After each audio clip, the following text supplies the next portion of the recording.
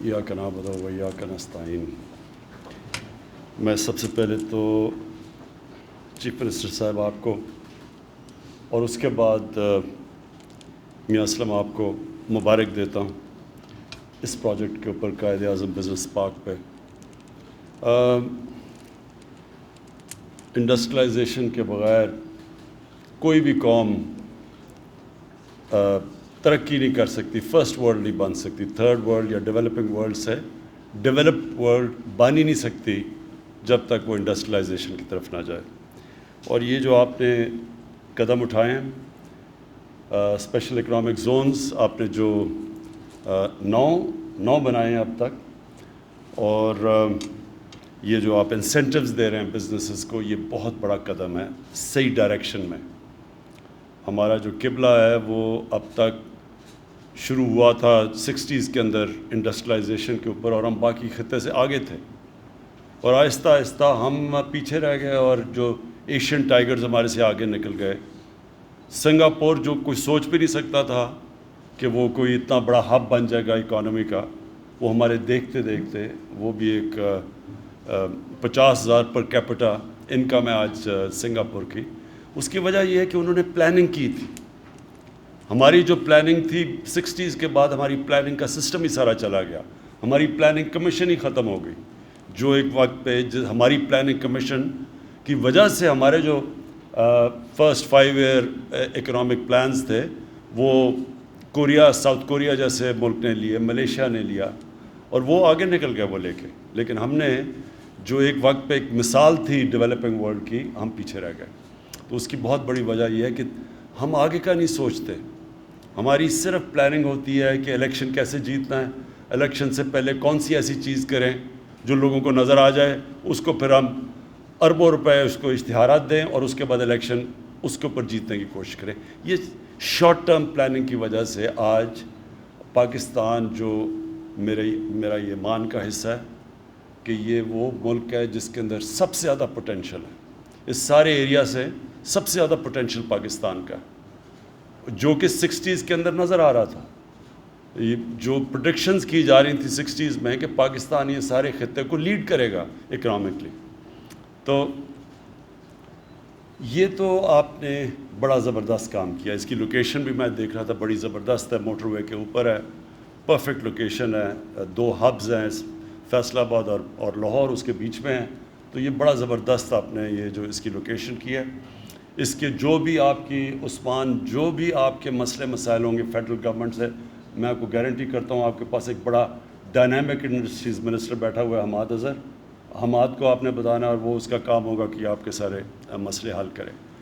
मैंने ये रियलाइज़ किया है कि हमारा अनफॉर्चुनेटली सिस्टम जो है, हमारा जो सारा निज़ाम है पाकिस्तान में, जो सारा जिसको रेड टेप कहते हैं, जो गवर्नमेंट जिसका काम होना चाहिए फैसिलिटेट करना प्राइवेट सेक्टर को, वो सारा निज़ाम डीजनरेट करके ख़राब होते होते उधर पहुंच गया है कि वो एक रुकावट बन गया है डेवलपमेंट के सामने।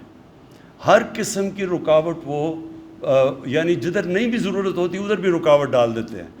मुझे तो ऐसे लगता है कि कई दफ़ा एक सिस्टम ऐसा बना हुआ है, वो उसके अंदर एक इनबिल्ट बन गया है कि किसी ना किसी तरह आसानी से किसी को काम नहीं करने देना। और मुझे पूरी तरह अंदाज़ा कभी भी नहीं, जब हम बाहर बैठे हुए थे, जब गवर्नमेंट से बाहर होते हैं, तो मुझे ये अंदाज़ा नहीं था। हम भी सोचते थे, हाँ नज़र आती थी करप्शन है हर जगह, पैसे दो तो काम हो जाता है, नहीं तो नहीं होता, वो तो नज़र आ रहा था। लेकिन क्योंकि हमारा फ्लैगशिप प्रोग्राम था और है, और इंशाल्लाह पूरा भी होगा, कि हमने इस मुल्क में आम आदमी के लिए घर बनाने हैं, अफोर्डेबल हाउसिंग। हमने जो प्लान बनाया हुआ है कि 50 लाख घर हमने बनाने हैं 5 सालों में, जिनमें से वो घर होंगे जो कि एक आम आदमी जो तसव्वुर भी नहीं कर सकता अपना घर ख़रीदने के लिए, उसके लिए हम आसानियाँ पैदा करें ताकि वो घर बना सकें। तो नया पाकिस्तान हाउसिंग अथॉरिटी हमने बनाई। तो उस वक्त मुझे अंदाज़ा हुआ कि किस तरह की रुकावटें हैं सामने। हर मरहले के ऊपर कोई ना कोई रुकावट आ जाती थी। हम कहें कि चल क्यों नहीं रहा, क्यों नहीं हमारा प्रोजेक्ट आगे जा रहा, तो पता चलता था कोई ना कोई रुकावट आ जाती जिससे वो रुक जाता था। تو پھر میں نے خود پورا یہ پچھلے 3-4 مہینے کووڈ کے دوران میں نے پوری طرح بیٹھ کے خود اس کو اسپیئر ہیڈ کیا, اور تب مجھے پوری طرح اندازہ ہوا کہ ہم کس طرح کا ہمارا سسٹم کس طرح چوک کرتا ہے ڈیولپمنٹ ہی نہیں ہونے دیتا. کیا عام آدمی, اچھا پیسہ اگر میرے پاس ہے تو میں سارے کام کروا سکتا ہوں رشوت دے کے, لیکن اگر میں وہ جو اصل بیک بون ہوتی ہے اکانومی کی, اسمال اور میڈیم انڈسٹری جو سب سے زیادہ روزگار دیتی ہے, اس کے لیے تو اتنے مشکل انہوں نے سسٹمز بنا دیے ہیں کہ وہ بیچارہ ایک عام آدمی جو جدھر اسمال اور میڈیم سے ہی شروع ہوتے ہیں بڑے بڑے انڈسٹریلسٹ, ٹائکونز, انٹرپرینرز, لیکن ان کے لیے اتنا مشکل سسٹم بنا ہوا ہے کیونکہ وہ چھوٹی مارجنز پہ آپریٹ کرتے ہیں, ظاہر ہے جو اسمال اور میڈیم انڈسٹری ہے, تو اس کے لیے اتنا مشکل سسٹم بنا ہوا ہے کہ ان کا سارا انیشیٹو ہی ختم کر دیتے ہیں.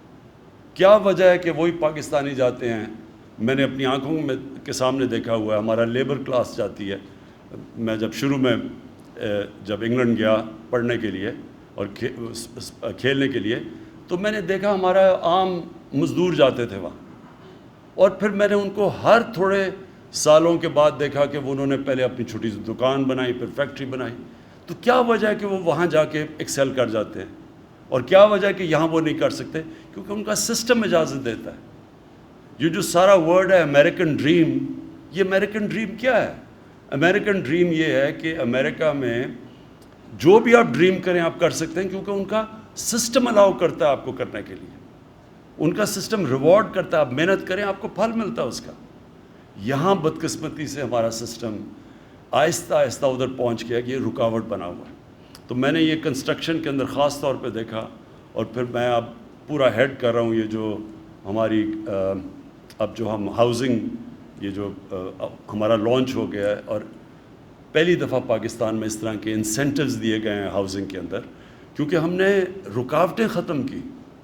ہر جگہ FBR کے اندر کوئی رکاوٹ تھی, کوئی ایک جگہ ہٹاتے تھے دوسری آ جاتی تھی, کوئی نہ کوئی چیز آ جاتی تھی جو کہ ایک عام آدمی کے لیے اس انڈسٹری کے اندر, کنسٹرکشن کی انڈسٹری میں آگے جانا اس کو روکتی تھی.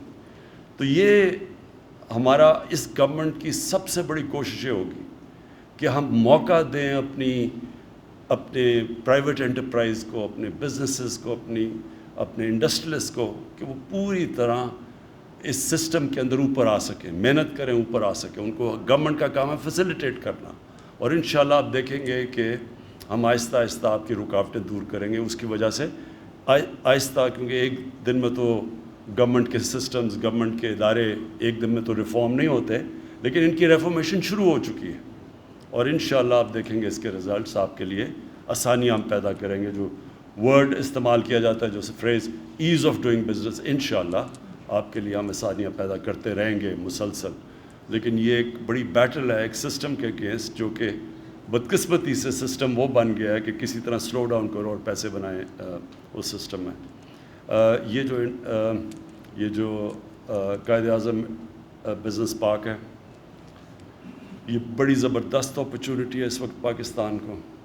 بہت چائنیز کمپنیز ریلوکیٹ کرنا چاہتی ہیں. میں جب چائنا گیا 3 دفعہ گیا, تینوں دفعہ جو چائنیز بزنسز, بڑی بڑی کمپنیز سے جو میٹنگز ہوئی, ان سب نے انٹرسٹ شو کیا پاکستان آنے میں, لیکن ان سب نے یہ بھی کہا کہ آپ کے ملک میں جو پروسیجرز ہیں ان کو آپ کو آسان کرنا پڑے گا. اور ہم نے پھر کمپیئر کیا کہ جو دنیا میں باقی پروسیجرز جو ویتنام میں ہیں, ایون بنگلہ دیش میں وہ جو ہے, ان کے پروسیجرز ہمارے سے بہت بہتر ہو چکے ہیں, وہ زیادہ, تو اس لیے وہ کمپنیز وہاں جا رہی ہیں. تو ہم نے اب یہ جو آپ نے جب قائد اعظم بزنس پارک کے اندر جب آپ نے 1 ونڈو آپریشن کیا, تو یہ وہ باہر کی کمپنیز دیکھ رہی ہیں اس طرح کی زونز جدھر کہ وہ انویسٹ کر سکیں. تو میں پھر سے آپ کو مبارک دیتا ہوں, آپ کو میں سمجھتا ہوں خراج تحسین پیش کرتا ہوں کہ یہ زبردست آپ کا انیشیٹو ہے, اور یہ ریسٹ ایشورڈ کہ ہماری جو فیڈرل گورنمنٹ ہے ہر جگہ آپ کی مدد کرے گی اس کو کامیاب کرنے کے لیے. Thank you.